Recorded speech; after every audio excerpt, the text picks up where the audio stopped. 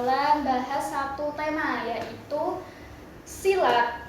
Nah, di sini kita punya dua narasumber karena aku mau bikin dua pandangan tentang silat itu. Nah, perkenalkan, nama saya Marsa. Dan saya Leni. Saya Adul. Oke, kita akan langsung bahas saja ya teman-teman. Baik, saya coba mau ke Kak Adul dulu ya teman-teman. Kak Adul ini adalah seorang yang aktif di organisasi pencaksilat itu. Nah, kok boleh tahu kenapa sih Kak Adul itu tertarik sama silat sehingga kamu itu tertarik untuk ikut? Jadi pertama saya ikut silat itu waktu saya di pondok. Sebenarnya saya nggak ada tertarik ikut silat, cuman karena di pondok gabut untuk mengisi waktu luang, akhirnya saya ikut. Terus Berarti cuma gabut doang ya, nggak kayak misal aku pengen punya seni bela diri jadi ikut silat tuh nggak gitu ya? enggak sih kak. Ini cuma gabut doang. Ya karena faktor di pondok kan.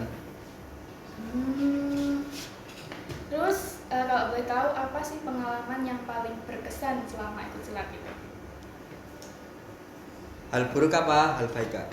Semuanya boleh. Kalau hal baik itu saya pernah ikut lomba tanding. Itu apa ya kak ya? Dibilang sedih iya, dibilang senang iya. Menang nggak? Menang kak, alhamdulillah, Alhamdulillah. juara 2. Di situ saya sebenarnya nggak boleh ikut sama Orang tua. ibu. Terus saya bangga ngeyel.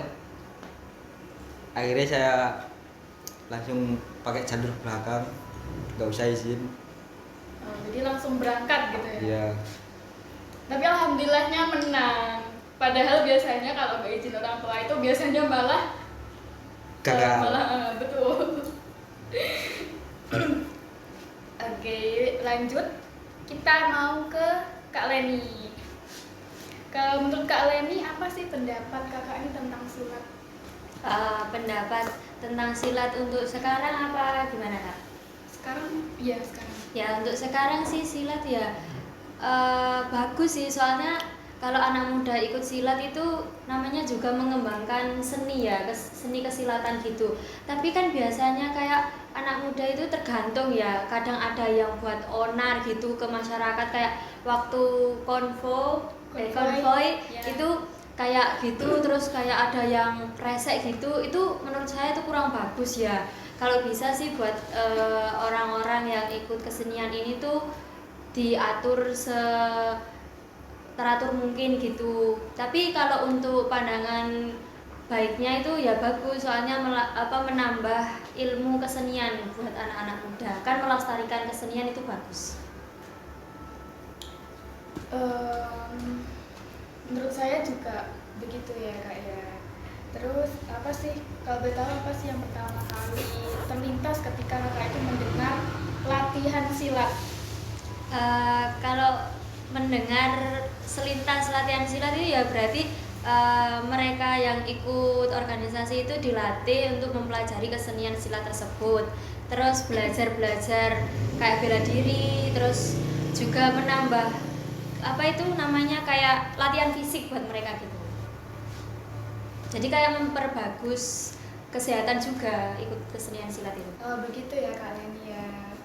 Oke, saya akan tanya lagi ke Kak Adul.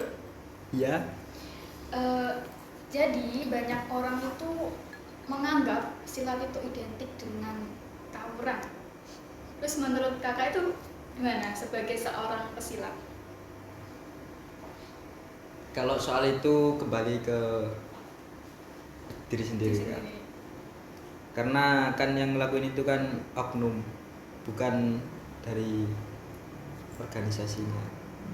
Soalnya semua organisasi itu ajarannya itu bagus, cuman oknumnya aja. Oh iya betul. Gitu ya Kak Reni ya. Oke, terima kasih pendapatnya. Saya akan bertanya lagi ke Kak Adul ya teman-teman. Menurut banyak orang itu menganggap bahwa silat itu identik sama tawuran. Menurut kakak itu gimana? Soalnya kan kakak yang ikut pesilat. Apakah benar? 50-50 kak. Soalnya oknum sekarang ini nggak kayak oknum dulu kak. Sekarang ini apa-apa ini fanatik, beda lambang, langsung tawur. Iya betul. Nggak apa ya kak ya. Sebenarnya itu nggak salah organisasinya. Salah Tapi ya- orang-orangnya yang oknum. Iya oknumnya itu kak. Karena kan semua organisasi itu mengajarkan baik kak. Terus kalau nggak salah, sekarang itu yang ikut silat itu kayaknya yang cuma FOMO aja. Itu kayaknya bener nggak sih? FOMO silat, ikut silat. Mungkin bisa dibilang iya ya kak. Karena apa ya? Kan tren-tren TikTok itu pacarmu ganteng doang, gak melok silat, nah itu kak. Mungkin pantaannya itu di situ kak. Iya, Jadi iya, pengen benar-benar. ikut-ikutan gitu. Tapi boleh nggak sih ikut silat karena FOMO itu boleh nggak? Ya apa ya? Boleh aja sih kak. Kayaknya tapi nggak tahu. Kalau pandangan saya sih ikut silat kan juga harus kuat Iya betul. fisik sama mentalnya kan kak. Jadi kalau FOMO ya mungkin nggak sampai jadi mungkin. Ya mungkin awal-awal aja FOMO tuh setelah ikut langsung Ketertarikan gitu iya, ya. Karena mungkin kan gitu juga.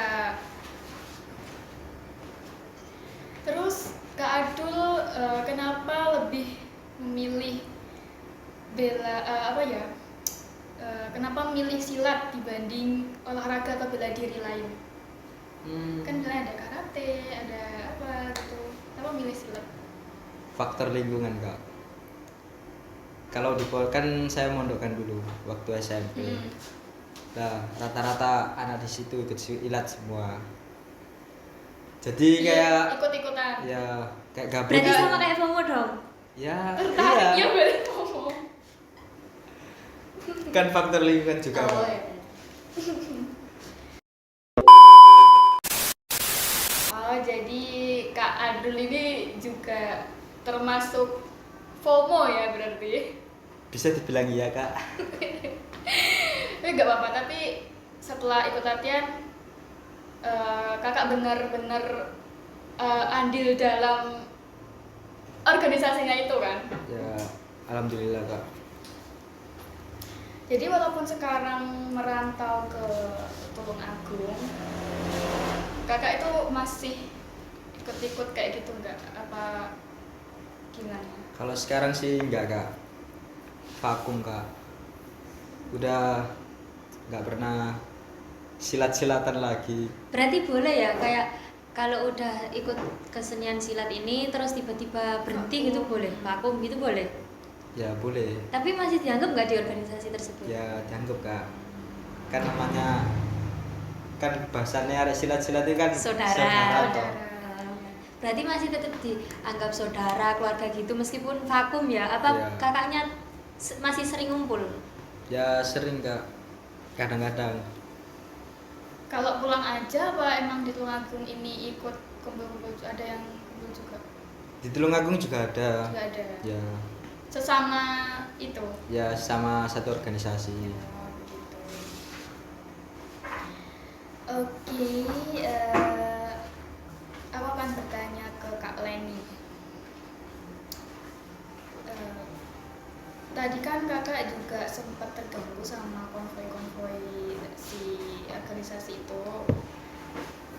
Nah, terus ada nggak sih momen dimana kakak itu terganggu banget kalau ada itu? Oh, kalau ada acara konvoy itu ya. Iya. Sebenarnya sih nggak terganggu banget ya, cuman kayak yang dibilang Kak Adul tadi, kayak kalau tentang orang yang owner itu tergantung oknum.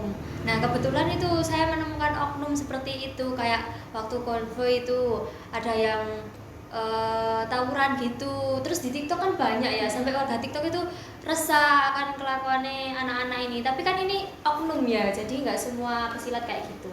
Berarti menurut kakak pesilat itu nggak semua disamakan sama oknum yang buat masalah itu ya? Iya beda, soalnya kan kalau oknum kan ya udah dirinya sendiri gitu loh yang ngelakuin, bukan karena organisasi yang diikuti gitu. Terus apa harapan Kak Leni buat para pesilat di lingkungan sekitar? Mungkin untuk harapan para organisasi silat ya, kalau bisa oknum-oknum itu stop itu, kalau ada kegiatan konvoy lah atau kegiatan kumpul-kumpul itu jangan seenaknya sendiri terus kayak bayar-bayar ya, emang nggak apa-apa sih, nggak boleh sebenarnya, nggak tahu juga ya, tapi kalau menurut saya ya jangan sampai kayak main memunculkan tawuran gitu loh. Apalagi ada yang itu pernah kan ada kejadian lempar-lemparan batu terus ada mobilnya seseorang itu pecah. Janganlah kayak gitu, kan kita juga anak muda, seharusnya juga kan di organisasi tersebut kan diajari nggak boleh gini nggak boleh gitu, kan tahu adab juga gitu. Betul banget sih. Aku juga setuju sama pendapatnya Kak Leni.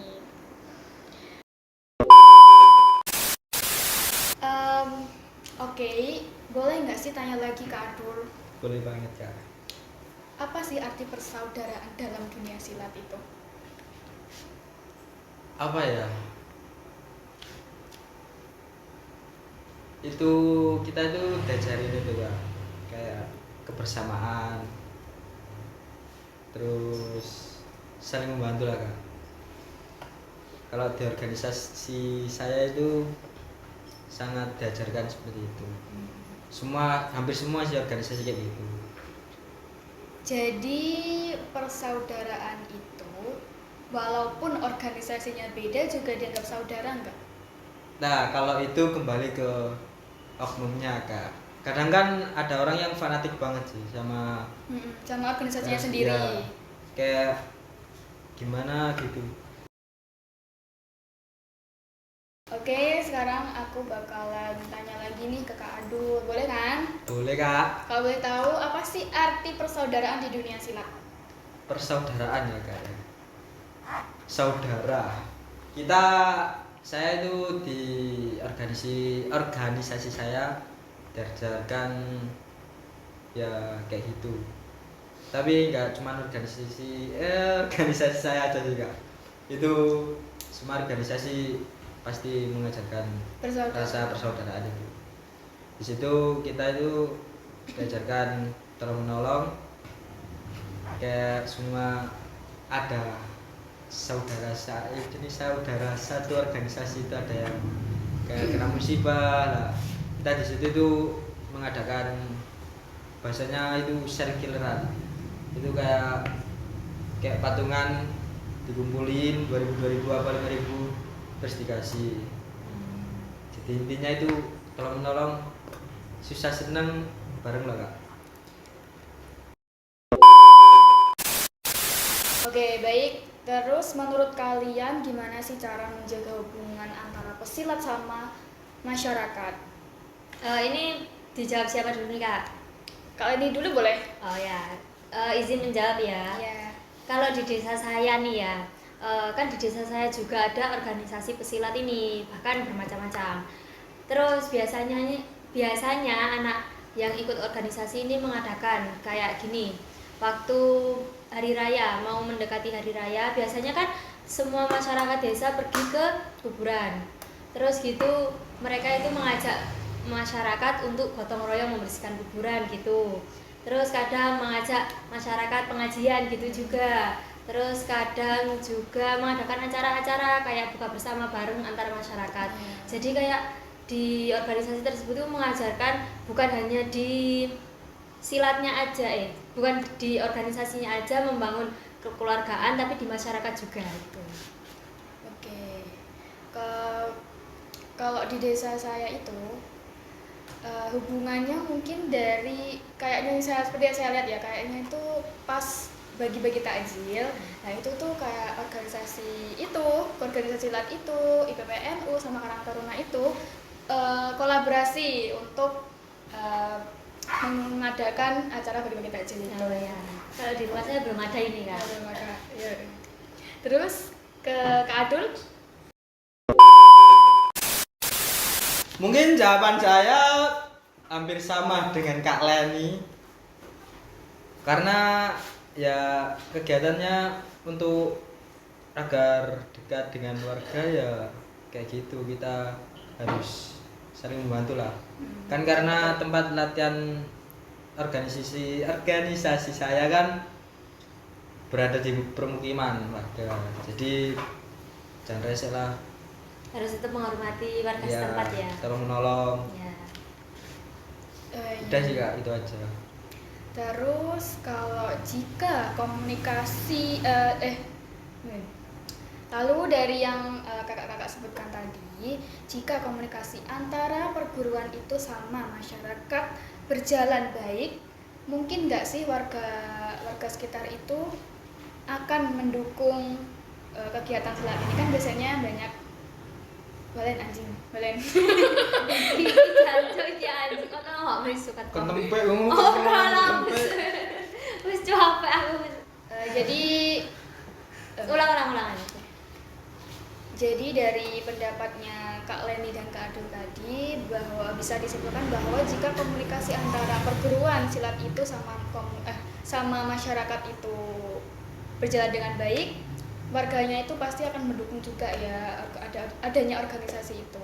Betul nggak? Iya, Iya, sangat betul mendukung. banget Kak itu. Pokoknya intinya organisasi tersebut itu menghormati masyarakatnya, masyarakat juga akan menghormati kembali gitu. Iya. Oke, aku akan tanya lagi ke Kak Adul nih. Apakah ajaran di perguruan itu memang membenarkan kekerasan? Membenarkan dalam artian apa itu Kak? Membenarkan kekerasan ya, Kayak apa harus? kan ya silat kan itu identik juga dengan kekerasan, tapi nggak kekerasan yang jelek gitu loh. Iya. Enggak sih Kak sebenarnya Kak. Enggak. Sebenarnya anak silat itu baik-baik Kak. Kalau kita kecil kok Kak, anak silat santai aja. Jadi jangan takut. Mungkin itu kan kebanyakan oknum kayak gitu kan pengaruh alkohol tuh, Kak. Kayak sebelum konvoy gitu. Iya. Mungkin dari itu timbulnya kekerasan Kak. Terus dari yang kita bisa lihat kan bahwa banyak konvoy-konvoy itu kan banyak menimbulkan konflik. Nah, terus kalau boleh tahu, misalnya kakak ya, pelatihnya tuh mengajarkan cara mengendalikan emosi setelah adanya konflik itu apa enggak? Kalau pandangan saya ya, kan organisasi saya kan juga diajarkan tentang kesabaran ya. Jadi kalau ada apa-apa kayak Oke, baik. Terus dari permasalahan-permasalahan yang muncul, konflik-konflik yang sering muncul juga, sebenarnya tuh pelatih benar-benar care gak sih sama konflik-konflik itu? iya sih Kak. Kayak kita itu di grup WA gitu, Yeah. kayak diingetin, gak usah ikut-ikut konvoy yang kayak gak resmi lah Kak, kayak harus bawa atau apa. Terus juga diingetin biar gak kepancing emosi Kak, kayak dipancing sama oknum-oknum kayak gitu itu Kak. Itu aja sih Kak.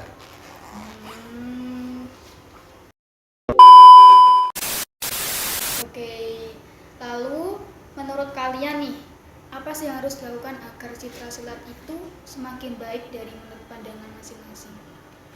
Ini siapa? Saya jawab ya. Iya.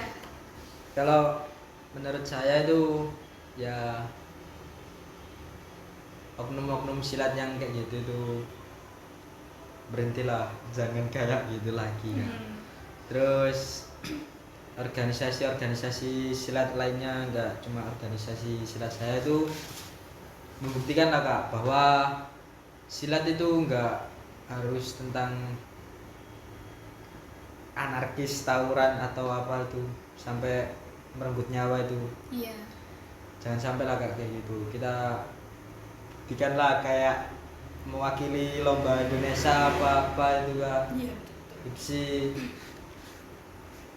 Kalau menurut Mbak Leni gimana? Menurut saya ya sebagai masyarakat yang dimana di desa saya ada organisasi silat, menurut saya itu seharusnya para organisasi silat ini juga yang tadi saya bilang tetap menghormati masyarakatnya juga. Terus kalau bisa mengadakanlah acara kayak setiap minggunya itu berkumpul-kumpul antara warga desa, entah itu membahas tentang apa gitu, intinya kayak sekedar berkumpul aja gitu. Terus pokok yang diharapkan masyarakat itu para organisasi itu tetap menghormati dan bisa menjaga adatnya aja sih Kak. Semoga itu bisa terlaksanakan Kak. Iya Kak, Buat saya oknum-oknum. iya yang buat kayak gitu, Kak. oknum-oknum dimohon ya kayak gitu. Oke, bagus banget penjelasannya kakak-kakak sekalian. Nah, kalau boleh tahu nih Kak Leni, ada nggak sih orang terdekatnya yang ikut silat? Mungkin kalau orang terdekat itu ya kakak saya sendiri ya, soalnya dia juga ikut organisasi silat di dalam desa saya. Jadi saya tuh ngerti kalau kakak saya kadang ada acara silat gitu, kayak acaranya gimana. Soalnya kakak saya sering cerita gitu loh. Tuh. Sering ikut-ikut konvoy juga nggak? Kalau konvoy sih kakak saya lebih ke yang jarang ikut ya. Soalnya kan kakak saya juga sekarang kuliah gitu ya di Surabaya. Jadi kayak kalau konvoy itu biasanya nunggu ajakan dari temen di desa. Kayak biasanya tuh kakak saya diinfo, ayo ikut gini. Tapi nanti yang anak desa saya, organisasi desa saya itu ikutnya konvoy ke Surabaya. Gitu. Jadi kayak ngikut Surabaya. Jadi bukan kakaknya yang ke BCN bukan, tapi malah teman-temannya ke Surabaya, ikut konvoy Surabaya. Gitu. Terus dari cita-cita kakak ini, kakak ada nggak sih ketertarikan untuk ikut silat? Kalau ketertarikan sendiri sih sebenarnya pengen ya, cuma namanya juga kan saya cewek, terus saya juga keluarganya itu nggak ada yang, maksudnya bapak saya juga nggak ikut gitu kan, terus termasuk saya juga keluarga yang strict parent, jadi saya nggak dibolehin sama orang tua saya. Tapi kalau ketertarikan, saya tertarik banget, soalnya kan ya gitu, anak organisasi silat itu ya bisa dibilang kan mengajarkan kita kesenian, mengajarkan kita arti bela diri, terus kekeluargaan tadi, persaudaraan gitu kata Mas Kak Adul gitu. Terus seumpama kalau kakaknya ini ikut, mungkin nggak sih kuat secara fisiknya, kuat secara mentalnya gitu? Mungkin kalau berjalannya waktu ya Kak, kan kita juga kalau emang udah nekat niat gitu tuh bisa gitu. Jadi kayak ya udah, kalau misal niat ya, kalau dari pengalaman kakak saya itu ya, dia itu kayak cuman pertamanya kayak ikut nggak ya, terus temen-temennya ikut, akhirnya dia modal nekat gitu, akhirnya kuat sampai sekarang gitu. Sampai udah jadi. Iya, sampai sudah jadi bagian organisasi tersebut. Lalu apa sih pesan kalian untuk generasi muda yang mau ikut silat ini? Kalau dari saya ya, pesan untuk kalian-kalian yang pengen ikut organisasi silat ini. Aduh. Nah, pesan saya untuk anak muda yang ingin ikut organisasi silat ini ya, mungkin harus diniatin dari hati, bener-bener pengen ikut gitu. Terus kalau udah masuk organisasi ini, jadilah generasi yang baik, mencontohkan masyarakat dan mengayomi masyarakat. Jangan pernah membuat kerusuhan yang mengkhawatirkan para masyarakat. Betul. Oh, bagus banget Kak Leni, bener banget, ya ampun. Terus kalau menurut Kak Adul gimana? Kalau untuk generasi muda yang mau ikut, ya pesan saya intinya jangan ikut silat itu hanya cuma karena karena kita haus validasi, kayak biar keren atau apa, intinya diniati buat melestarikan budaya Indonesia. Terus janganlah kayak, intinya jangan pengen ikut silat kalau cuma pengen onar atau apa. Betul. Mending nggak usah ikut silat kalau kayak gitu. Mending les boxing aja daripada ikut silat. Betul banget. Jadi teman-teman yang mau ikut generasi muda yang mau ikut silat, kalian camkan omongan kakak-kakak ini ya. Oke, sebagai penutup, yang menggambarkan silat dalam 3 kata menurut kalian itu apa aja? 3 kata ya kak: kekeluargaan, kerukunan, kebersamaan. Kalau saya kayak Toto, Tata, Goto kak, itu aja. Oke, baik teman-teman, dari obrolan kita hari ini kita bisa belajar bahwa silat bukan cuma seni bela diri aja, tetapi juga mengajarkan kedisiplinan dan juga persaudaraan yang sangat kuat. Semoga kedepannya komunikasi antara peselat dan juga masyarakat semakin baik. Terima kasih sudah menonton. Semoga kalian bisa menangkap apa yang kita bicarakan tadi. Sampai jumpa di video selanjutnya.